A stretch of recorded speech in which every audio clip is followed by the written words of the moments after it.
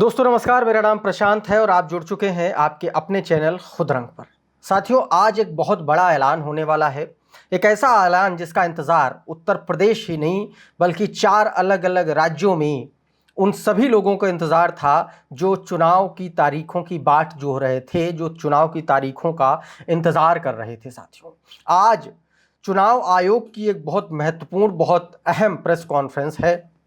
इस press conference में जम्मू कश्मीर सहित 4 राज्यों में विधानसभा चुनाव की तारीखों का ऐलान चुनाव आयोग करने वाला है। खबरों की माने तो जम्मू कश्मीर में विधानसभा चुनाव की तारीखों का ऐलान आज केंद्रीय चुनाव आयोग कर देगा। इसके अलावा हरियाणा के विधानसभा चुनाव का भी ऐलान आज केंद्रीय चुनाव आयोग कर देगा। इसके अलावा झारखंड में विधानसभा चुनाव होने और महाराष्ट्र में भी चुनाव होने हैं, तो उनका भी ऐलान आज जो है चुनाव आयोग कर देगा। इसके अलावा साथियों, उत्तर प्रदेश की 10 विधानसभा सीटों पर जो उपचुनाव होना है उसका ऐलान भी आज हो सकता है और बहुत ज़्यादा संभावना है कि आज इसका ऐलान कर दिया जाएगा साथियों। और कहा यह जा रहा है कि अक्टूबर में विधानसभा के उपचुनाव उत्तर प्रदेश में करवाए जाएंगे साथियों। क्योंकि साथियों, जम्मू कश्मीर का हम बता दें, जम्मू कश्मीर में तो आप ये समझिए कि पिछले 10 साल से वहाँ कोई सरकार ही नहीं है। 10 साल से वहाँ सब प्रशासन के भरोसे चल रहा है, तो वहाँ भी चुनाव होना है। क्योंकि दिसंबर 2023 में सुप्रीम कोर्ट ने बोला था सरकार से कि वहाँ पर जो है सितंबर 2024 तक वहाँ पर आपको चुनाव करवाना है। अब साथियों, सवाल यह है कि जम्मू कश्मीर में ये बोला था सितंबर में चुनाव कराने के लिए। इसके अलावा हरियाणा विधानसभा का जो कार्यकाल है वो 3 नवंबर को समाप्त हो रहा है। महाराष्ट्र का विधानसभा का जो कार्यकाल है वो 26 नवंबर को समाप्त हो रहा है। इसके अलावा झारखंड का 5 जनवरी को समाप्त हो रहा है साथियों। तो ये जो चारों राज्य हैं, इनके साथ साथ में जो मध्य प्रदेश से लेकर के उत्तर प्रदेश तक जो विधानसभा सीटों पर उपचुनाव होना है, वहाँ पर भी अब ऐलान जो है आज हो जाएगा। ऐसा कहा जा रहा है, खबरों के माने तो ऐसा ऐलान आज हो सकता है। केंद्रीय चुनाव आयोग की आज 3 बजे एक महत्वपूर्ण प्रेस कॉन्फ्रेंस है और उस प्रेस कॉन्फ्रेंस में इस बात का ऐलान कर दिया जाएगा साथियों, मैं आपको बता दूं कि उत्तर प्रदेश की 10 विधानसभा सीटों पर उपचुनाव होना है और इस बार उपचुनाव इसलिए बहुत ज़्यादा रोचक हो गया है क्योंकि बहुजन समाज पार्टी ने सीधे तौर पर ताल ठोक दी है। अब वो 10 सीटें कौन कौन सी हैं जिन पर विधानसभा का उपचुनाव होना है वो भी जान लीजिए। पश्चिमी उत्तर प्रदेश से शुरू करते हैं। गाजियाबाद की सदर सीट है, मुरादाबाद की कुंदर की सीट है। गाजियाबाद की जो सदर सीट है वो अतुल गर्ग जो भारतीय जनता पार्टी के विधायक थे उनके सांसद बनने के बाद खाली हुई है। इसके अलावा मुरादाबाद की कुंदर की जो सीट है, समाजवादी पार्टी के विधायक थे यहाँ से शफीकुर रहमान बर्क के पोते जियाउर रहमान अब संभल से सांसद बन चुके हैं, तो ये सीट इसलिए खाली हुई है, यहाँ उपचुनाव होना है। इसके अलावा मुजफ्फरनगर की मीरापुर सीट पर उपचुनाव होना है। मुजफ्फरनगर की मीरापुर सीट पर साथियों राष्ट्रीय लोकदल के चंदन चौहान विधायक थे, लेकिन वो बिजनौर से अब सांसद बन चुके हैं आरएलडी से, तो इसलिए भी वहां पर उपचुनाव होगा। इसके अलावा अलीगढ़ की जो खैर सीट है वहां से भारतीय जनता पार्टी के अनूप प्रधान विधायक थे लगातार 2 बार से, और वो सीट खाली हो चुकी है क्योंकि वो अब सांसद बन चुके हैं हाथरस से, तो अब जो है वो सीट इसलिए खाली हुई है, तो इस सीट पर भी उपचुनाव होना है। इसके अलावा करहल सीट से अखिलेश यादव स्वयं विधायक थे और अखिलेश यादव अब कन्नौज से सांसद बन चुके हैं, तो इसलिए वहां उपचुनाव होना है। इसके अलावा सीसामऊ जो सीट है, कानपुर की जो सीसामऊ विधानसभा सीट है, वहां पर भी उपचुनाव कहा जा रहा हो जाएगा क्योंकि वहां पर भी समाजवादी पार्टी के जो विधायक हैं इरफान सोलंकी, जिन पर तमाम सारे आरोप लगे हैं आगजनी के, ज़मीन कब्जाने के, तो उसमें यह कहा जा रहा है कि सुप्रीम कोर्ट का जो फैसला है उस फैसले पर यह डिपेंड करेगा कि वहां पर चुनाव होगा या नहीं होगा। क्योंकि अगर 7 साल से ज़्यादा की सज़ा होती है तो वहां पर जो है चुनाव, वहां पर भी उपचुनाव होगा क्योंकि फिर वो अयोग्य घोषित हो जाएंगे।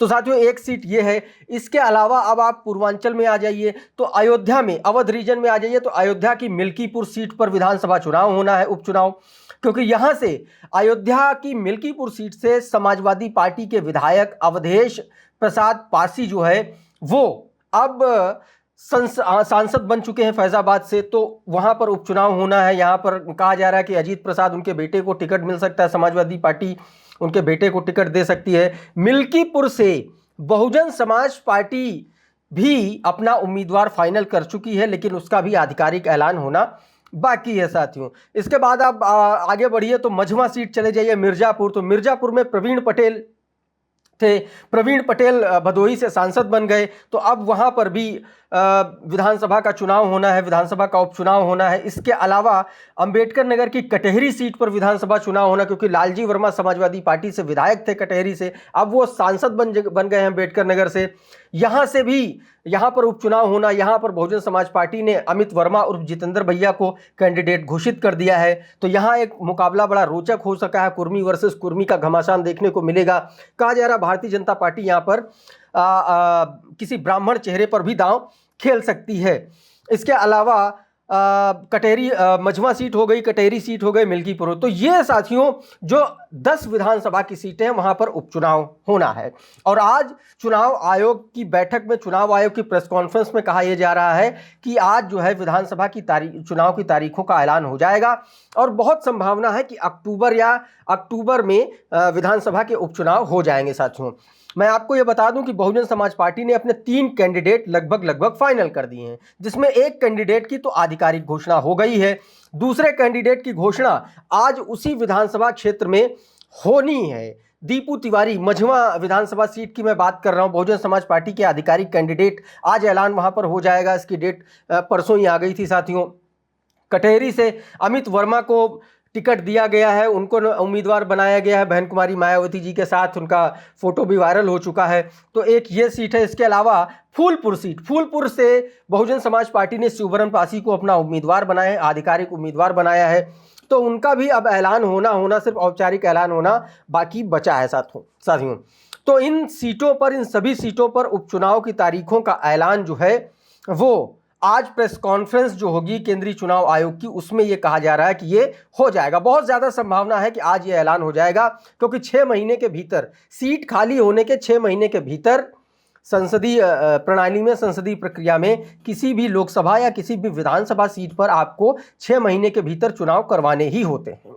और विधानसभा चुनाव के साथ इसलिए उपचुनाव हो जाएंगे क्योंकि अलग से कम केंद्रीय चुनाव आयोग को अलग से कोई तारीख नहीं घोषित करनी पड़ेगी, अलग से तैयारी नहीं करनी पड़ेगी। तो आज ये बड़ी ये खबर है जिसमें बहुजन समाज पार्टी से जुड़ी हुई भी खबर है, क्योंकि बहुजन समाज पार्टी साथियों पहली बार उपचुनाव में बड़ी मजबूती के साथ ताल ठोकने जा रही है और 3 कैंडिडेट अपने उसने फाइनल कर दिए हैं। आप बहुजन समाज पार्टी की सक्रियता का अंदाज़ा इस बात से लगाइए कि जब सारी पार्टियां अभी टिकट की माथापच्ची में हैं, अभी प्रभारियों की माथापच्ची में हैं, उस वक्त बहुजन समाज पार्टी ने अपने उम्मीदवारों के नाम भी फाइनल कर दिए। पिछले दिनों साथियों बहुजन समाज पार्टी के प्रदेश कार्यालय में एक बहुत बड़ी बैठक हुई थी लखनऊ में। उसमें सभी सीटों से उम्मीदवारों का जो पैनल था, 5-5 उम्मीदवारों का, वो नाम भी आ गए थे। उसमें से 3 नाम फाइनल हो गए, बाकी के नामों में मोहर आने वाले 3 से 4 दिनों में लग जाएगी और उसका अपडेट आपको हम अपने चैनल के माध्यम से देते रहेंगे। लेकिन अभी आधिकारिक तौर पर 3 सीटों पर उम्मीदवार फाइनल हो गए हैं। कटहरी से अमित वर्मा, फूलपुर से शिवबरन पासी और मझवा से ब्राह्मण कार्ड खेला है बहुजन समाज पार्टी ने, वहां से दीपू तिवारी को उम्मीदवार बताया है। अगला जो टिकट फाइनल होगा साथियों वो मिल्कीपुर का होगा। मैं आपको पहले बता दे रहा हूं, मिल्कीपुर विधानसभा सीट का टिकट फाइनल होने वाला है और ये आज या कल या 1 ही 2 दिन में ये टिकट साथियों फाइनल हो जाएगा। इसका आधिकारिक ऐलान हो जाएगा, क्योंकि जो प्रदेश अध्यक्ष हैं विश्वनाथ पाल, लगभग उनकी बात बहन कुमारी मायावती जी से हो चुकी है और वो बस उसका आधिकारिक ऐलान होना बाकी है साथियों। तो अभी के इस वीडियो में फिलहाल इतना ही।